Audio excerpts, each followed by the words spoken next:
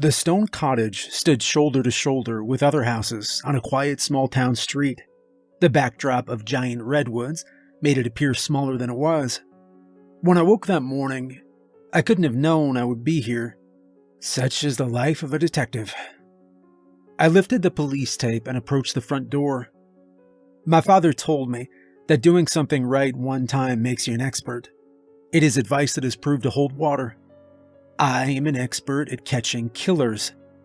After solving my first homicide, more cases came my way. The latest call was an SOS from the sergeant of a small mountain town. They had their first homicide on record. Nothing could have prepared me for what was to come. I fumbled with the keys Sergeant Wood gave me at the station. He'd asked if I wanted company. I shook my head. I preferred to see the scene on my own. Out on the street, a set of headlights cut through the evening gloom. The car slowed and rolled by the house at a walk. News was already spreading. I didn't turn on the lights. I wanted to see the house as he had. The girl was taken from her bed during the night as her family slept. My knee rapped against a small table, and I threw out a hand to catch a vase before it tipped. I turned on my flashlight. Her room was in the back corner. The parents left it as they'd found it in the morning.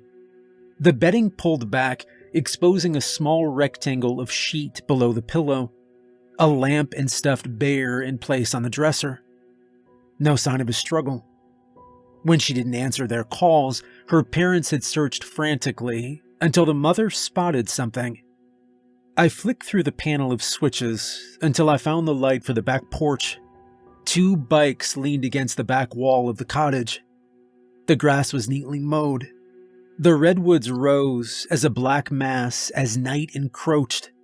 In the back corner of the backyard was the garden shed, its pitched roof set just above the fence.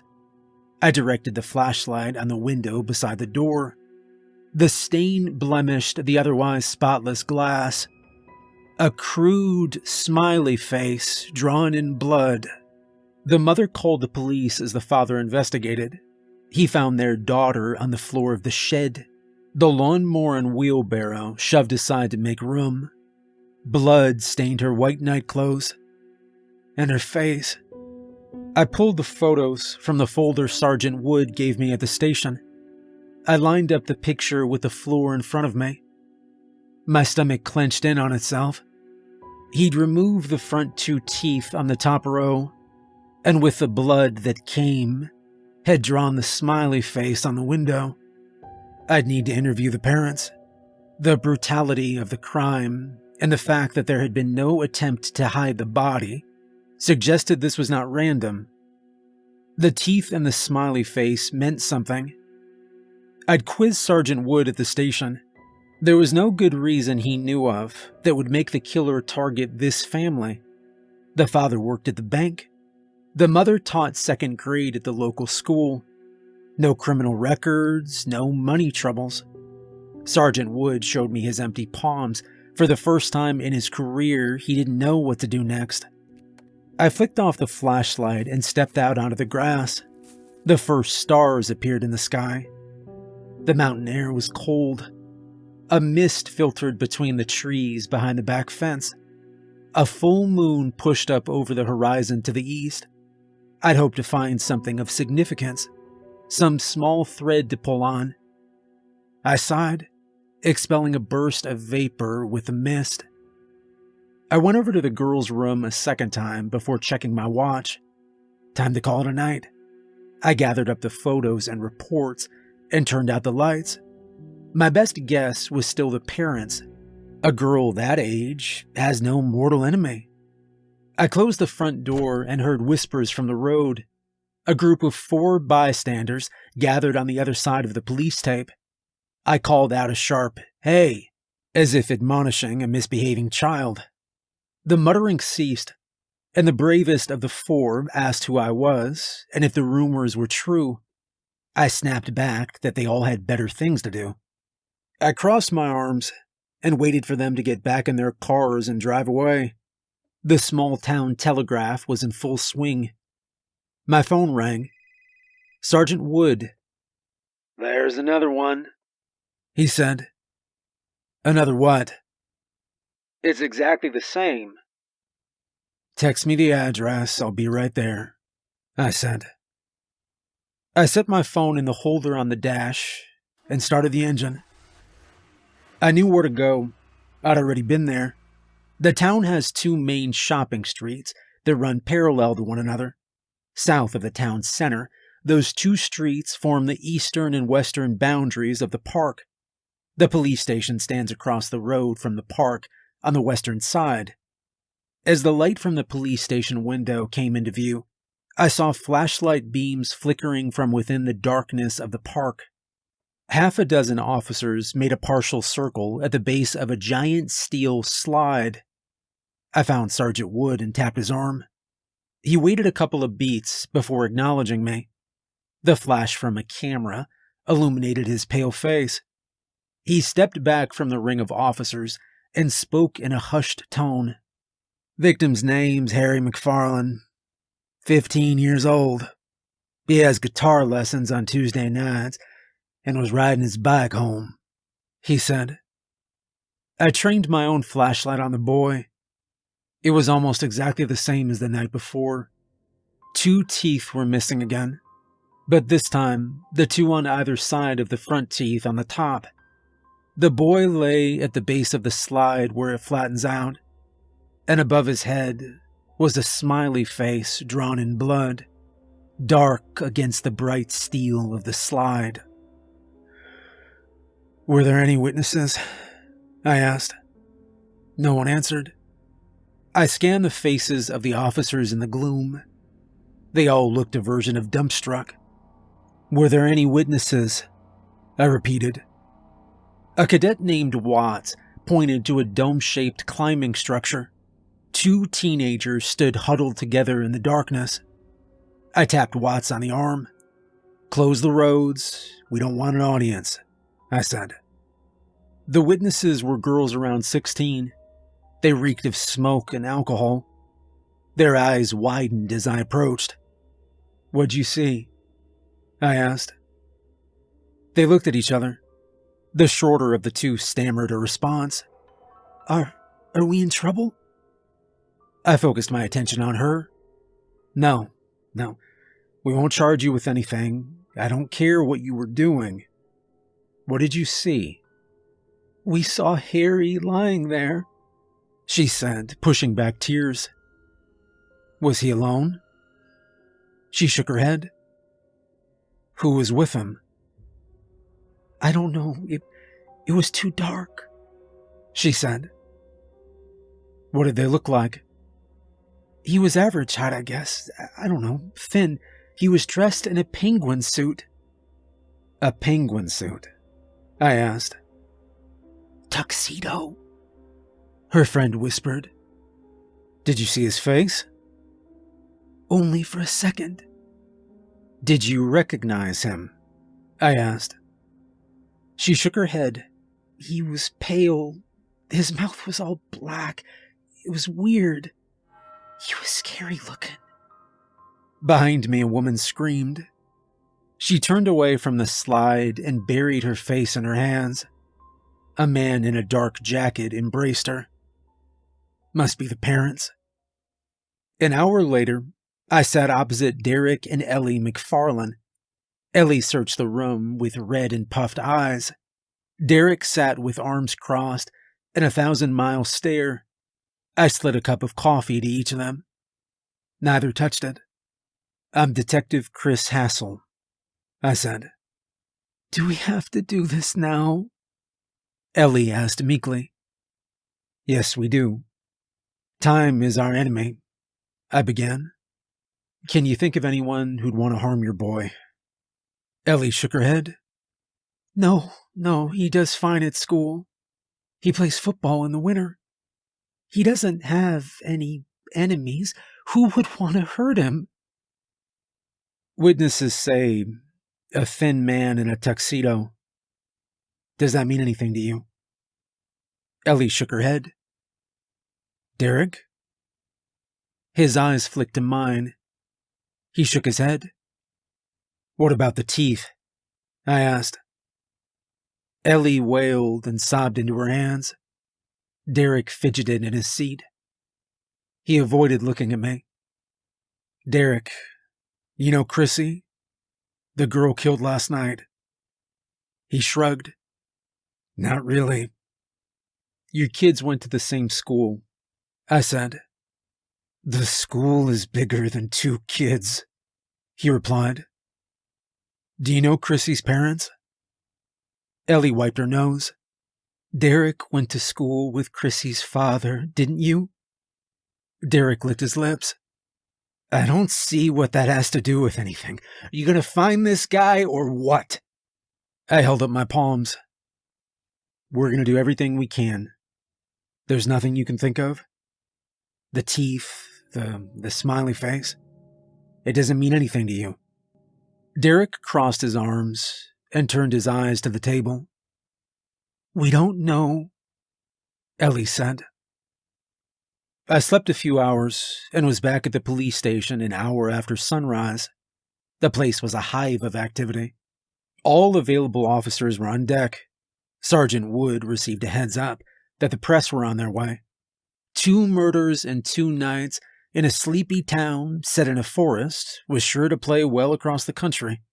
I told Sergeant Wood to conduct a press conference that afternoon and ask for space to do our jobs. A sweep of the park in the daylight turned up nothing of use. No fingerprints in the smiley face, drawn with blood or anywhere else. No weapon used for the beating. No shoe prints in the ground. No one else had seen the man in the tuxedo.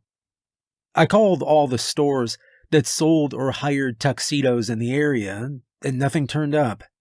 I requested to speak to Derek McFarlane again. I was sure he was hiding something. Sergeant Wood shut me down. We had to let him grieve. By afternoon, it was clear that someone had leaked information to the press. We'd hoped to keep the details of the teeth and smiley faces under wraps, but the press already knew. They even had a name for the killer. The Tooth Fairy. It would catch on. It was damage control now. Sergeant Wood instilled a town-wide curfew starting at sunset and finishing at sunrise. All events were canceled with immediate effort. Wood put in a request to neighboring towns, and we were getting 4 extra cars to assist with a patrol of streets at night. Wood reckoned the killer wouldn't strike again. I disagreed. The second killing took place opposite the police station. A few cars roaming the streets wouldn't make much difference. When night came, I rode with Cadet Watts. He squeezed the wheel so hard that his knuckles turned white. I told him to relax. A heavy fog settled over the town and glowed eerily in the streetlights and the pale light of the moon. The town mostly obeyed the curfew, aside from an old couple out to walk their dog. We crawled the streets at not much more than walking pace. Everything was quiet. The coroner put Chrissy's time of death at around 11 p.m. Harry McFarlane was earlier still. As the night wore on, I started to think I'd been wrong. The killer would not strike again, at least not tonight. And then, a little after 2 a.m., the radio burst to life.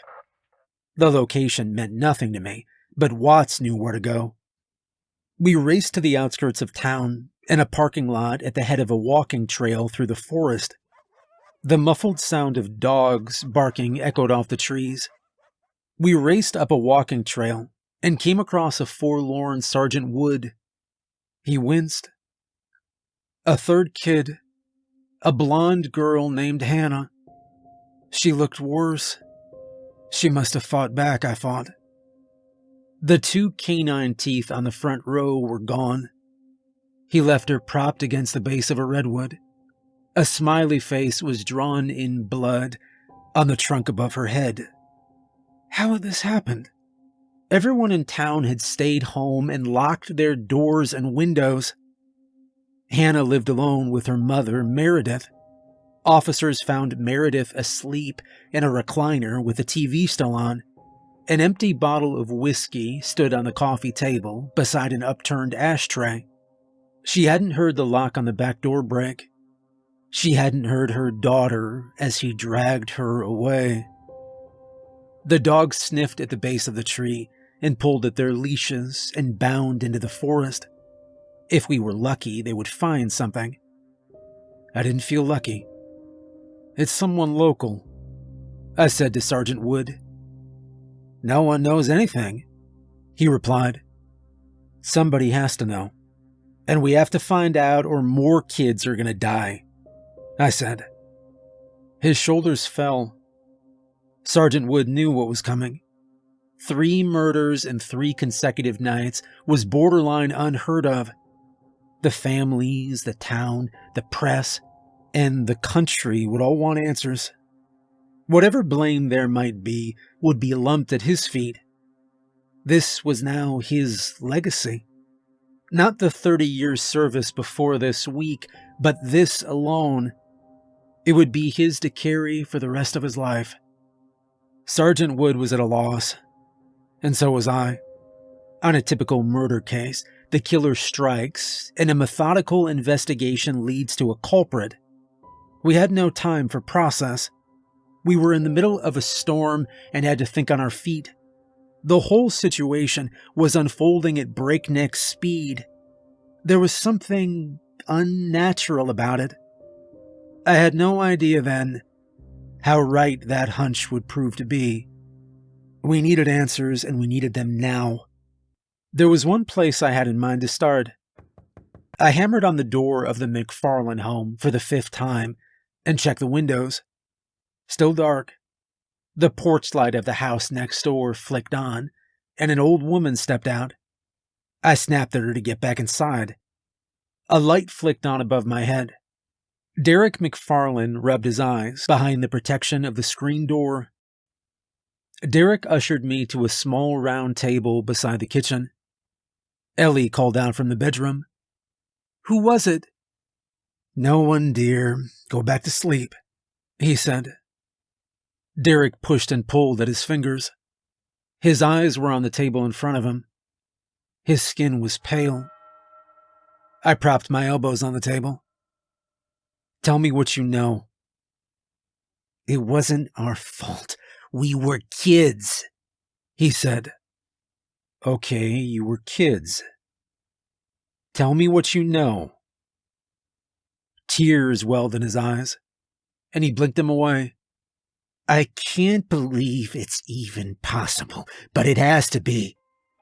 It's Jack Lassiter. We called him Smiling Jack. He went to school with us. He had this deformity. His gums and his teeth, they grew outwards, so much so that he could barely close his lips. You could always see his teeth. So we called him Smiling Jack. You bullied him? I asked. We teased him. It wasn't anything dramatic. He was a weird kid anyway. Even without the teeth, I doubt he would have had any friends, he said. And you think Jack is behind this? Where is he now? That's the thing. Jack died 30 years ago. It happened at school, the one down the road here. Someone said something to him. I can't remember what or who, but it set Jack off. He ran into the building where they teach shop class. He grabbed a set of pliers and he started yanking out his teeth one by one. When the first couple came out, we egged him on, telling him how handsome he'd be. But he kept going. Blood was pouring from his mouth and it pooled at his feet. A couple of kids ran outside and almost fainted. By the end, we weren't cheering anymore. We were just in shock. How he stood the pain, I'll never know. Derek ran an index finger over his top teeth, and then his bottom. He got all the front ones out. Top, bottom. There was blood pouring down his chin. I remember he spat and he pulled his lips shut. He smiled. A grotesque blood-soaked smile. His eyes turned up in his head, and either from the pain or the blood loss, he fainted then. And as he fell, he hit his head on the corner of the workbench. We called the nurse and then an ambulance, but he died right there on the floor. Did Jack have a family? I asked. A father, Ivan Lassiter. After he buried Jack, he showed up to a football game, drunk as anyone I've ever seen. In the middle of the game, he strolled onto the field, he looked up at the crowd, and he told us we were all to blame for Jack's death, that we would never be forgiven, that our time would come. Then he went to church over on Olive Street, and he hung himself from the balcony above the pulpit. And that was the end of it, he said. What about other family? I asked. Mother, brother, sisters? No, nothing. They lived alone up in the forest. As far as I know, Ivan and Father Moore were the only people at Jack's funeral. And Father Moore buried Ivan. Nobody else went. No one? I asked. We all wanted to move on, he said. And now, 30 years later, what? The ghost of Ivan is killing kids? I asked. Not Ivan. He was a fat man. The kids said the killer was thin. Jack was thin. They said he wore a tuxedo. Ivan buried Jack in the tuxedo meant for his prom, he said. I replayed the statement of the witnesses in my head. A thin man wearing a tuxedo, pale face and a dark mouth. If he had no teeth, his mouth would appear dark. Couldn't be true, but what if it was? A bolt of fear ran up my spine. I dealt with the worst of mortal killers, but an undead one? I pictured the battered bodies of the victims, their lips and their missing teeth. The blood. I shivered. My investigation would put me right in the path of whatever storm terrorized this town. And I didn't know if I could stop it. I rubbed my eyes. They hurt. I needed sleep, but it would have to wait. I pushed down the fear. This was a lead. I had a thread to pull. I pushed aside the thought that a dead boy was terrorizing the town. I wouldn't let myself believe it. At least not yet. Where can I find Father Moore? I asked.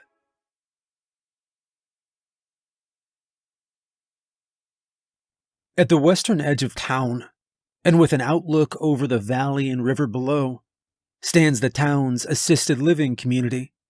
A single row of identical houses huddled together, all constructed from the same cream-colored brick. Father Moore lived in number 7. His board paid for by the church he served for 45 years. The sun fought to break through a sky of bleak and monotone white. The morning air prickled the skin on my neck. I rapped on the door and heard a faint rustling from within. Father Moore is a man of 80. Age has bent his back, and he relies on a cane to shuffle his weary frame around his home. He blinked at me through the screen door, his blue eyes bright. He furrowed his brow, trying to place where or if he knew me. I held up my badge. He opened the door. The television blared a report about the latest murder. Subtitles struggled to keep up with the live reporting. Father Moore motioned to the small 2-seater couch and inserted his hearing aids and turned up the dials. Well, what can I do for you? I pointed to the television. Father Moore narrowed his eyes and turned to the television and then back to me. Terrible business. You hope such things will never touch you or your community. I only know what I've seen on the TV, I'm afraid. You buried Jack Lassiter and his father Ivan, I said. He sighed. The days are few that I do not think of those two. They're both in the ground 30 years now. What could they have to do with this? The 3 victims have their teeth pulled out, I said. The tooth fairy. He shook his head. Some would call it a coincidence. I began. Jack Lassiter dies after pulling his own teeth, and now kids are showing up dead with missing teeth. In my line of work, coincidences like that do not exist. I'm going to tell you something else. Something the press do not yet know. The 3 victims all had a parent who was in the room when Jack Lassiter died. Father Moore's face darkened. Exodus chapter 20, verse 5. For I, the Lord thy God, am a jealous God, visiting the iniquity of the fathers upon the children, until the 3rd and 4th generation of them that hate me. Ivan Lassiter carved the verse number on the gravestone of his son, he said. My brain struggled to find a foothold. God's doing this? I asked. My heavens, no. Father Moore clicked his tongue. Jesus forgave. This is not God. It is the great adversary. I clapped my hands together. People are dying, Father. The final acts of Ivan Lassiter were confined to me in confession and in confidence. It is between him and God. My conscience will not allow 3 dead in 3 nights, I interrupted. What will be the state of your conscience if another dies because you refuse to help? Father Moore leaned his forehead on his cane. He took a deep breath and looked to the ceiling. You won't find answers there, I thought. But I didn't say that. I let silence do its work. What transpired on the day Ivan Lassiter died was the next piece of the puzzle. Without it, we may not stop whatever was out there killing these kids. I needed him. His town and his former congregation needed him. Father Moore shook his head slowly, almost imperceptibly. A clock mounted on the wall ticked incessantly. The news broadcast rehashed a summary of known events at the top of the hour. It was a Friday, he began. Ivan Lassiter came into the church and requested a confession. He was drunk, that much I knew. I rarely saw him at Sunday service, but I complied. What he told me in the booth, I took to be the ravings of a grieving man infected by drink. The night following Jack's burial, so Ivan said, he'd prayed over the grave. His prayers were not answered by God, but by the adversary, the beast. Ivan bargained with him. He would give his blood so that his son could enact his revenge.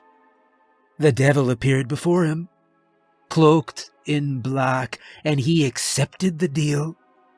All it required was for Ivan to spill his own blood. What did you tell him? I interrupted. That grief passes if we give it time. I did not believe there was ever such a bargain.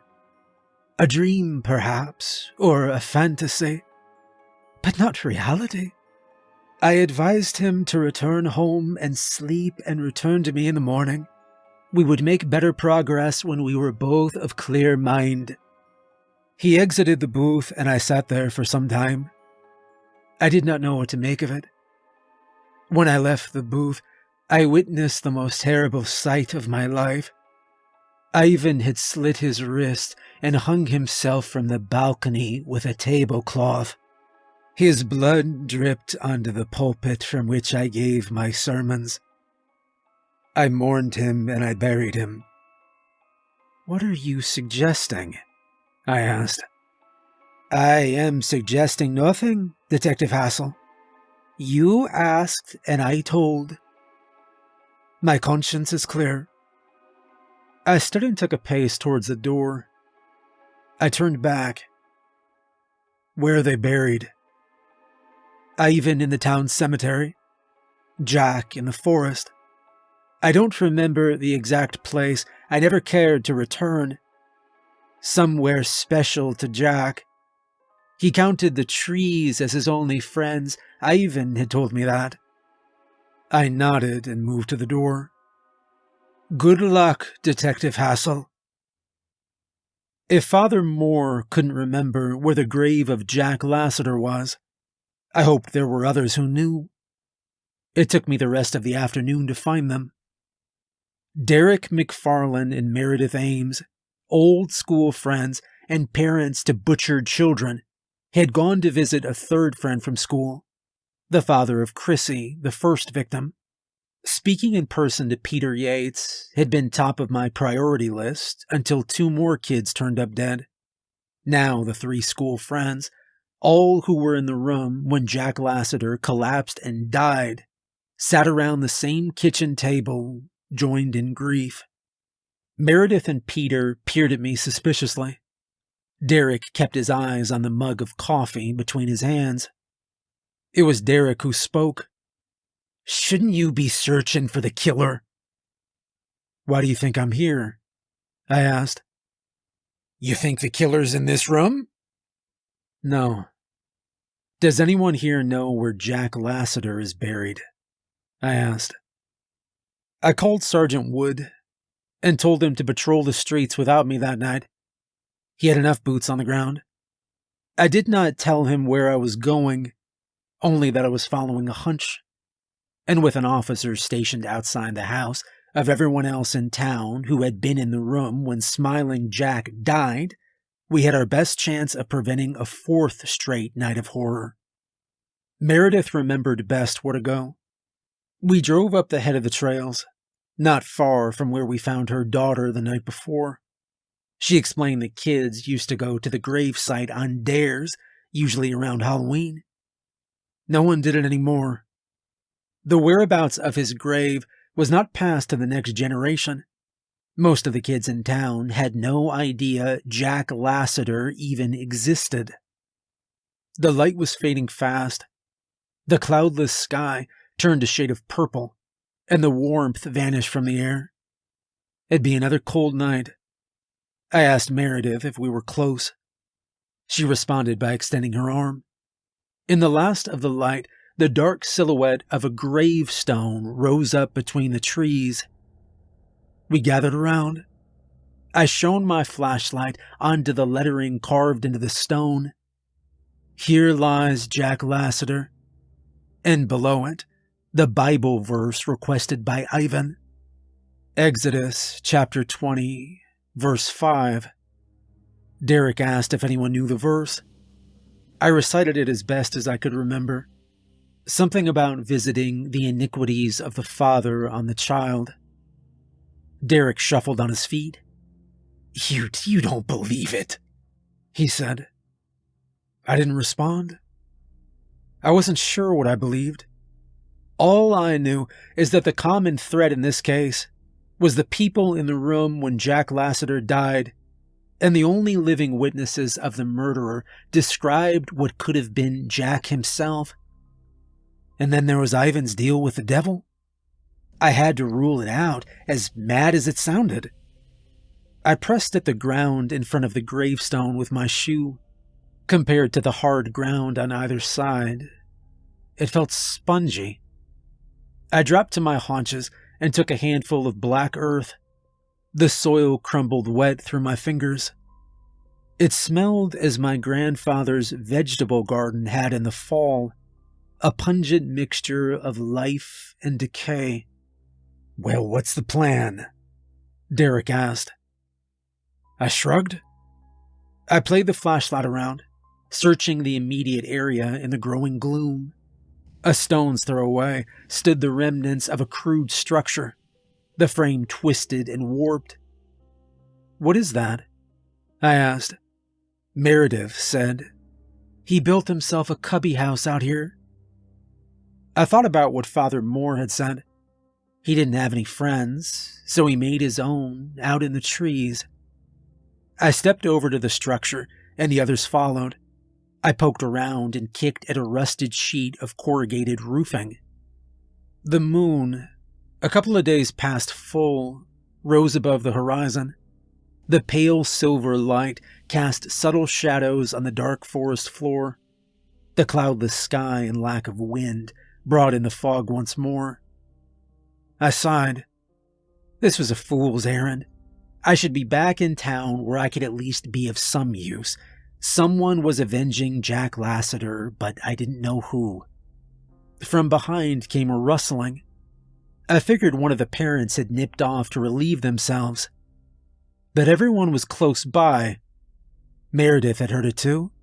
Her head turned back towards the gravestone of Jack Lassiter. She shrieked.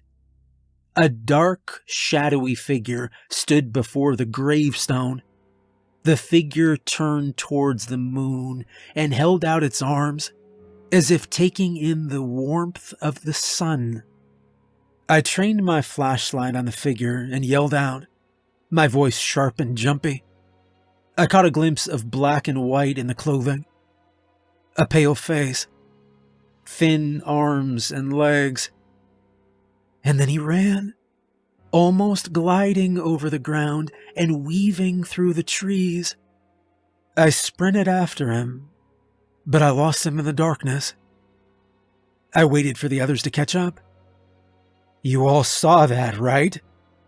They all stared back at me, mouths hanging open. I grabbed the radio from my belt, and I called Sergeant Wood. It took almost an hour before we arrived at the police station. The descent through the forest was slow in the dark. Sergeant Wood demanded answers.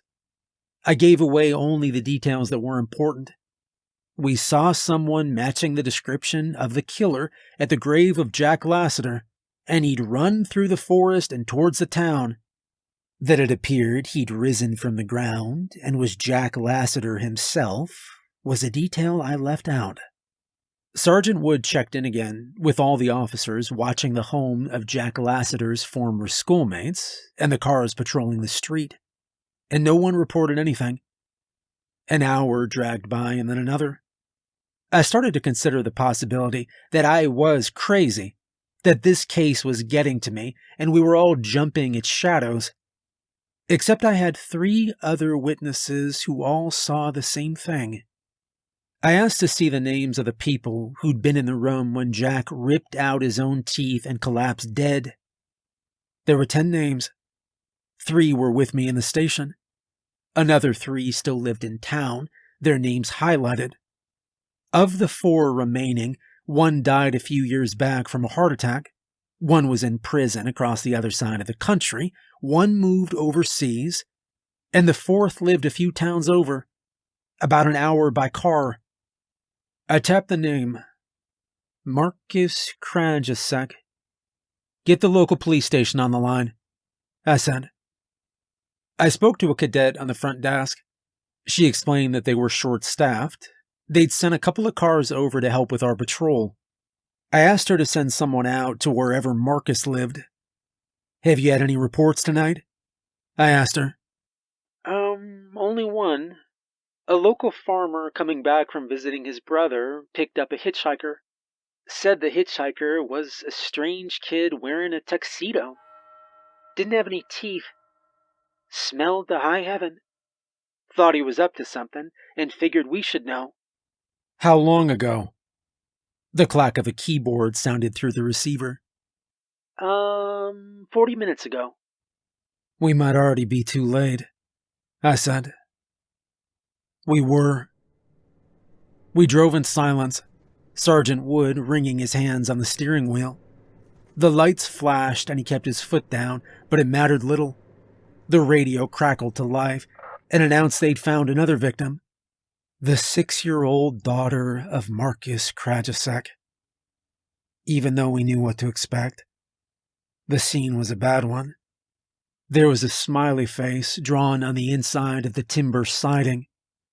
Again, 2 teeth missing, either side of the canine on the top row. I interviewed Marcus. He had no idea why someone would do this to his daughter. When I told him about Smiling Jack and the other victims, he just looked down to the floor. Told me he always felt bad about it. It was one of the reasons he left town. He always felt responsible, and now doubly so. We asked local law enforcement to keep the murder under wraps as best they could, at least for a couple days.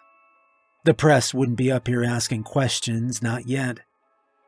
The local chief asked if we had any ideas about who might have committed the crime. I nodded, but I told him I needed a couple days. Problem was, I had no idea what to do. How do you stop such a thing? If we went back to the burial site of Jack Lassiter, what would we find? Would it be empty? Would we come face to face with an undead monster who we couldn't kill? Such things were for stories written to scare children. We gathered what we could from the site and jumped back in the car, exhausted. The sun rose as we rolled down the highway. When we reached the bridge over the river at the outskirts of town, Sergeant Wood broke the silence. "What now?" "We're going to need some shovels," I replied. We roped in Cadet Watts and weaved our way up the mountain between the redwoods. It was mid-morning before we left. Sergeant Wood took some time to inform the gathered press that there'd be no press conference and no questions. He'd catch some blowback, but he didn't want to lie. In the meantime, we would find out once and for all what lay in the ground in front of Jack Lassiter's gravestone. All else could be dealt with after. Sergeant Wood didn't believe me when I told him the full truth. His initial anger at my keeping him in the dark was tempered by the ridiculousness of it all. But he was desperate, and so we took a pair of shovels and our weapons, and we climbed up to the makeshift cemetery deep in the forest. As we came nearer, we heard voices from up ahead. I'd spent enough time with them over the last couple of days to recognize who was talking. Meredith and Peter leaned on shovels. Derek cradled an axe in his right hand. Their heads snapped around when they saw us, like kids caught sneaking candy from the cupboard. The ground lay undisturbed by their feet. "We've been here for an hour," Derek said. "Can't bring ourselves to start." I pushed through 'em and jammed my shovel into the ground and turned the first sod. I had to know. The ground gave little resistance. Someone had disturbed the soil recently. The others joined, and soon we excavated down to the coffin lid, a simple box of dark wood. I ran a hand over the smooth timber. The wood looked new. Could have been put in the ground yesterday. I looked up at Sergeant Wood. He leaned on a shovel and nodded. I gripped the edges of the lid and lifted. The coffin lid came easily, as if the hinges were freshly oiled. Inside lay the corpse of a boy dressed in a tuxedo, his eyes closed, his skin white. I reached out a finger to touch the skin and then withdrew my hand. It was the strangest thing. He could have been alive and sleeping. This was no 30-year-old corpse. There was little doubt in my mind this was the same boy I'd seen the night before. It'd been dark, but I was sure. And then I noticed the detail that put it all beyond doubt. I put a finger to the cold skin of the boy's chin and opened the mouth further to be sure. Embedded on the top row of his jaw were 8 teeth of varying shape and size, the teeth of his victims. He was collecting them for himself. What if he wakes up? Meredith said. Everything has happened at night, I said. I checked the sky and found the sun, partially obscured by the canopy of trees above. What is he? Some sort of vampire? Sergeant Wood said. I shrugged. I had no idea how this worked. Vampires were make-believe, and yet here we were, with a perfectly preserved corpse that was reanimating at night and terrorizing the community. What do we do? The thin voice of Cadet Watts voiced the question we all had. We need a priest, Peter said. Derek scrambled into the hole and grabbed a limp arm. Help me get him out. Derek dragged the corpse to a thick fallen branch. He positioned the neck directly over the branch and told us to stand back. He lifted the axe above his head and brought it down with malice. The impact made a dull thud, and the head rolled onto the forest floor. After a brief debate, we reinterred the headless body into the grave and filled in the displaced dirt. We wrapped the head in Derek's raincoat and made our way back to town. The plan was to separate the head from the body, and we hoped that would be the end of it all. We waited until nightfall and took the head to the bridge. We dumped a few cinder blocks in a sack, and under the cover of night, dropped the head in the sack. I took one last look before we tied it off. As the moon rose and cast the first of its light, Jack Lassiter opened his eyes. The head opened its mouth and wailed. I stumbled backward and I dropped the sack to the deck. Derek swept in as if gathering a fumbled football. He secured the top with a plastic zip tie and dropped the screaming sack into the river. It made a dull plop and disappeared under the black water. We watched the meandering water for some time. None of us knew what to expect. It felt too easy.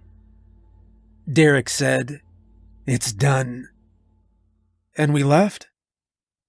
The killing stopped, and the curfew was lifted. We had no killer to present to the press, but as happens with news cycles, everyone outside the town moved on to something else and they forgot. Eventually the town will follow. I call Sergeant Wood from time to time. His small town is quiet again. I think about it often. I have nightmares of Jack Lassiter's eyes and his scream. Cadet Watts called me last week. He was working a night shift and took a call. It was a kid out of breath. Him and his friends were mucking around in the forest at night, and they saw something they couldn't explain. What looked like a headless corpse roaming the forest. Smiling Jack Lassiter is searching for his head. I fear what happens if he finds it.